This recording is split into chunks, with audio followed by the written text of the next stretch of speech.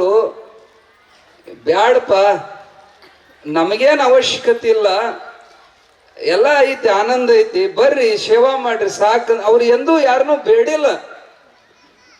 ಜಮಖಂಡಿ ಅಪ್ಪ ಸಾಹೇಬ್ ಮಹಾರಾಜರು ಯಪ್ಪ ನಮ್ಮ ಮಠಕ್ ನಮ್ಮ ಅರಮನೆಗೆ ಬಂದು ಪಾದ ಹಾಕಿದಿ ಅಂದ್ರ ಪಾದ ಕಾಣಿಕೆ ಅಂತೇಳಿ 20,000 ಬೆಳ್ಳಿ ದುಡ್ಡು ಕೊಡ್ತೀನಿ ಅಂತ ಅನ್ನಂತವ. ಅಜ್ಜೋರಿಗೆ ಅರ್ಥ ಆತು, ಇವ ತನ್ನ ದುಡ್ಡಿನ ದಿಮಾಕ್ ನನ್ನ ಮುಂದೆ ತೋರ್ಸಾಕತ್ಯಾನಂತ ಹೇಳಿ ಅಂದ್ರಂತ. ಯಾಕೋ ನಮಗ್ ಕಂಬಿದ್ದತ್ತಂತ ನೀನ್ ಕೇಳಾಕತ್ತಿ ಕೊಡ್ತೇನೆ ಅನ್ನಕತ್ತೀಯನ? ತಮ್ಮ, ಕುಬೇರ್ ನನ್ನ ಕಸ ದೋಸ್ತದನ್. 7 ಲೋಕದ ಜಾಗೀರ್ ನಮ್ಮ ಜೋಳಿಗ್ಯಾಗ ಬಿದ್ದವು. ನಮ್ಮ ಮಠದ ಅಂಗಳದಾಗಿದ್ದಂತ ಹಳ್ಳೆಲ್ಲ ಚಿಂತಾಮಣಿ ಅದಾವಪ್ಪ. ನಮ್ಮ ಮಠದ ಬೇಲಿಗೆ ಹಚ್ಚಿದಂತ ಗಿಡ ಎಲ್ಲ ಕಲ್ಪವೃಕ್ಷ ಅದಾವು.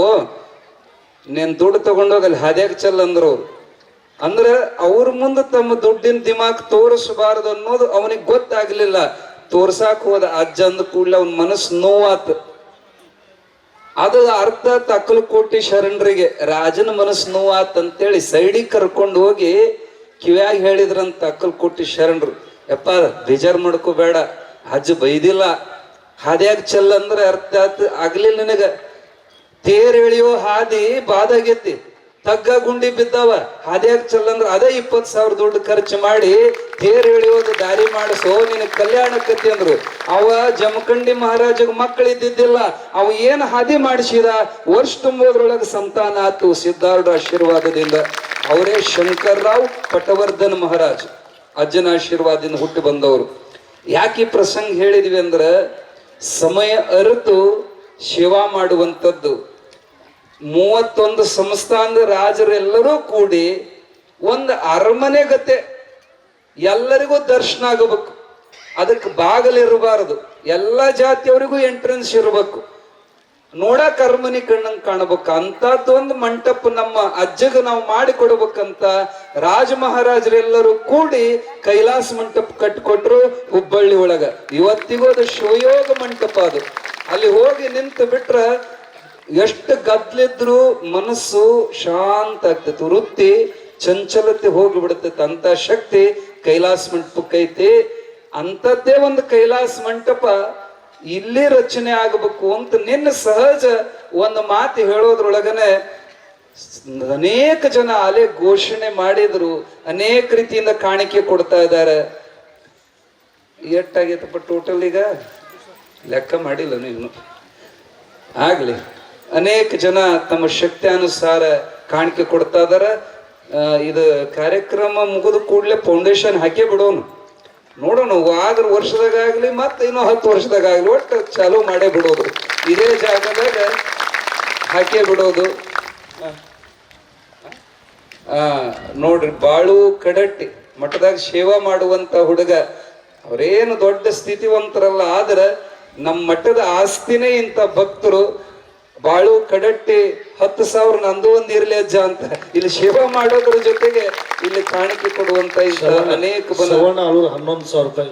ಶ್ರವಣ ಆಲೂರು ದಿನ ಮಠದಾಗ ಕಸ ಹೊಡೆದು ಆ ದೇವಿ ಪೂಜೆ ಮಾಡಿ ತನ್ನ ಕಲಾ ನೈಪುಣ್ಯದಿಂದ ಅನೇಕ ಮೂರ್ತಿಗಳ ರಚನೆ ಮಾಡುವಂತ ಶ್ರವಣ ಆಲೂರು, ಅವನು 11,000 ಕೊಡ್ತೀನಿ ಅಂದ್ರೆ ಜೋರಾಜ್ ಚಪ್ಪಾಳಿಯೊಂದಿಗೆ 25,000 ರೂಪಾಯಿ. ಶ್ರೀಶೈಲ್ ಗದ್ಯಾಳದ ಹುಡುಗ ಶ್ರೀಶೈಲ್ ಒಂದು ಸಾದಾ ಬ್ಯಾಂಕಿನೊಳಗ ಕೆಲಸ ಮಾಡ್ತಾ ಇರುವಂತ ಹುಡುಗ 25,000 ಕಾಣಿಕೆ ಕೊಡ್ತೀನಿ ಅಂತ ವಾಗ್ದಾನ ಮಾಡ್ಯಾರ. ಜೋರಾದ ಚಪ್ಪಾಳಿ ಒಂದಿಗೆ ಅವ್ರು ಅಭಿನಂದಿಸ್ತಾರೆ. 21,000 ಕೊಡ್ತಾನೆ. ಭಾಳ ಮಾಡ್ಬೇಡ್ರಿ, ಸಾಕ ಅಟ್ಟ ಲಿಮಿಟ್ದಾಗ ಮಾಡ್ರಿ. ಮನ್ಯಾಗ ಅದ ಕೇಳಿ. ಈರಣ್ಣ ರಂಗಾಪುರ್ ಹಿರೇವನ್ನಳ್ಳಿ ಹುಡುಗ, ಕಲಗಟ್ಟಿಗೆ ತಾಲೂಕು, ಅವರು 21,000 ರೂಪಾಯಿ ಕೊಡ್ತೀವಿ ಅಂತ ಆಶ್ವಾಸನೆ ಕೊಟ್ಟಾರೆ. ಅವರಿಗೂ ಸದ್ಗುರುನಾಥ ಸಕಲ ಸನ್ಮಂಗಳು ಉಂಟು ಮಾಡ್ಲಿ ಅಂತ ತುಂಬ ಹೃದಯದಿಂದ ಹಾರೈಸೋಣ. ಜೋಡುಕುರಳಿ ಮಠ ಬರೇ ಜೋಡುಕುರಳಿಗೆ ಮಾತ್ರ ಸೀಮಿತ ಅಲ್ಲ, ನಾವೆಲ್ಲರೂ ಅಜ್ಜನ ಭಕ್ತರು ಅಂತ ಎಲ್ಲಾ ಕಡೆ ಹಳ್ಳಿಯವರು ನೋಡ್ರು. ಗೋಟೆದವ್ರು, ಬಸಣ್ಣ ಗೋಟೆದವ್ರು 20,000 ಘೋಷ. ಎಲ್ಲರೂ ಇದು ನಮ್ದು, ನಮ್ಮೂರು, ನಮ್ಮ ಮಠ ಅನ್ನೋ ಅಭಿಮಾನದಿಂದ ಅನೇಕ ಜನ ಇಲ್ಲಿ ಕಾಣಿಕೆ ಕೊಡ್ತಾ ಇದಾರೆ. ನಿಮಗೆ ಆಶ್ಚರ್ಯಕತೆ, ಮಾನ್ಯ ಒಬ್ರು ಹುಬ್ಬಳ್ಳಿಯವರು ಯುಗಾದಿ ದಿನ ನಮ್ಮ ಕಡೆಯಿಂದ ಮಂತ್ರ ದೀಕ್ಷೆ ತಗೊಂಡ್ರು. ದೀಕ್ಷೆ ತಗೊಂತೀವಿ ಬರ್ರಿ ಅಂದ್ವಿ. ಬೇಗೂರು ಮಠದಾಗ ಅನುಗ್ರಹ ಕೊಟ್ವಿ. 2 ದಂಪತಿಗಳು ಗಂಡ ಹೆಂಡ್ತು ನಂದು ಅಂಗಡಿ ಇಟ್ಕೊಂಡಾರ. ಅವರು ಯಪ್ಪ ನಾವು ಅಂಗಡ್ಯಾಗ ಕೊಟ್ಟು ಅಜ್ಜಗಂತ ತೆಗೆದಿಟ್ಟದ್ ಒಂದಿಟ್ಟು ಕಾಣಿಕೆ ಐತ್ರಿ ಮುಟ್ಟಿಸ್ತೇವೆ ಕೊಡ್ರಿ ಅಂದ್ವಿ. ಕೊಟ್ರು. 1,11,000 ಐತದ ಕಾಣಿಕೆ. ನಿಮ್ಮೂರ ಮಠಕ್ಕ ಎಲ್ಲೆಲ್ಲಿ ಜನ ಎಲ್ಲೆಲ್ಲಿದ ತಂದು ಕೊಡಾಕತ್ಯಾರ ವಿಚಾರ ಮಾಡ್ರಿ. ನಮ್ಮ ಗಣೇಶಣ್ಣ ಹುಕ್ಕೇರಿ ಅವರು, ನಿಮಗೆ ಸತ್ಯವಾಗಿ ಹೇಳ್ತೇವೆ, ಸಿದ್ಧಾರೂಢರ ಮೇಲೆ ಆಣೆ ಮಾಡಿ ಹೇಳ್ತೇವಿ, ನಾವು ಅವ್ರನ್ನ ಕೇಳಿವೇನ್ರಿಪ್ಪ? ಅವ್ರಿಗೆ ಒಂದು ಫೋನ್ ಹಚ್ಚಿಲ್ಲ, ನಾವು ಅವರಿಗೆ ಯಪ್ಪ ಕೊಡ್ರಿ ಅಂತ ಕೇಳಿಲ್ಲ. ಅವ್ರ ಅಪ್ಪ ಅವರು ಕೂಡ್ಕೊಂಡು 1 ಕೋಟಿ ರೂಪಾಯಿದು ಯಾತ್ರಿ ನಿವಾಸ ಇಲ್ಲಿ ಹಾಕಿದ್ರು. ಇದು ಸಣ್ಣ ಮಾತಲ್ಲ. ಇದ್ರ ಹಿಂದೆಲ್ಲ ಯಾವ ಶಕ್ತಿ ಐತಿ ಅಂದ್ರ, ಏನು ಜೋಡು ಕುರಳಿ ಮಂದಿ ಒಂದೂ ದಿನ ಬಿಡದಂಗ ವರ್ಷದ 365 ದಿನ ಇಲ್ಲಿ ಓಂ ನಮಃ ಶಿವಾಯ 12 ತಾಸು ಭಜನೆ ಮಾಡ್ತಿರಲ್ಲ. ಈ ನಾಮಸ್ಮರಣೆ ಪುಣ್ಯ ಇಂಥ ದೊಡ್ಡ ದೊಡ್ಡ ದಾನಿಗಳೆಲ್ಲ ಬಂದು ಇಲ್ಲಿ ಕಾಣಿಕೆ ಸೇವಾ ಮಾಡ್ತಾ ಇದ್ದಾರೆ. ಮತ್ತ ಇವತ್ತೊಂದು ಘೋಷಣೆ ಆಗೈತಿ, ನಮ್ಮ ಮಹೇಶಣ್ಣ ಬೆಲ್ಲದವರು ಇವತ್ತು ಅವ್ರಿಗೆ ಸಿದ್ಧಾರೂಢ ಸ್ವಾಮಿ ಸದ್ಭಾವನ ಪ್ರಶಸ್ತಿ ಪ್ರದಾನ ಮಾಡ್ತಾ ಇದ್ದೀವಿ. ಆ ಪುಣ್ಯಾತ್ಮರು ನಮ್ಮ ಜೋಡುಕುರಳಿಯ ಬೀರೇಶ್ವರ ಕಾನ್ವೆಂಟಿಗೆ ಎಷ್ಟಪ್ಪ 2 ಪ್ರಾಜೆಕ್ಟ್ ಕೊಟ್ರಲ್ಲ, 2.5 ಲಕ್ಷದವು 2 ಪ್ರಾಜೆಕ್ಟ್, 5 ಲಕ್ಷದ ಕಾಣಿಕೆಯನ್ನ ಕಾನ್ವೆಂಟಿಗೆ ಕೊಟ್ಟಂತ ಇದು ಒಂದು ಉದಾಹರಣೆ ರೀ.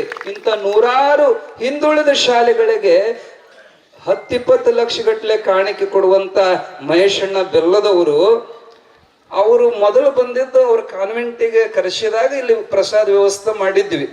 ಅವ್ರಿಗೆ ಇಲ್ಲಿ ಬಂದ್ ಕೂಡಲೇ ಏನೋ ಸಮಾಧಾನ ಅನಿಸ್ತಪ್ಪ, ನನಗೆ ಆನಂದ ಆಯ್ತು ಅಂತ ಸಂತೋಷ ಪಟ್ಟು ಹೋದ್ರು. ಅವ್ರಿಗೆ ಅವರ ವ್ಯಕ್ತಿತ್ವ, ಅವ್ರದ್ದು ಎಲ್ಲ ನಡವಳಿಕೆ ನೋಡಿ ನಮಗೆ ಬಹಳ ಹತ್ತಿರ ಅನಿಸ್ತವ್ರದ್ದು. ಒಂದು ಸ್ವಲ್ಪ ಅಹಂಭಾವ ಅನ್ನೋದು ಅವ್ರ ಹತ್ರ ಹುಡುಕಿದ್ರೆ ಸಿಗೋಲ್ಲ, ಅಷ್ಟು ಸೌಕಾರಿಕಿದ್ರು. ಅದು ಏನೋ ಅವ್ರ ವ್ಯಕ್ತಿತ್ವ ಇಷ್ಟ ಆಯ್ತು, ಸಂಪರ್ಕ ಬೆಳೀತು. ಅವ್ರು ಇವತ್ತು ಘೋಷಣೆ ಮಾಡಿದ್ರು, ಅಜ್ಜನ್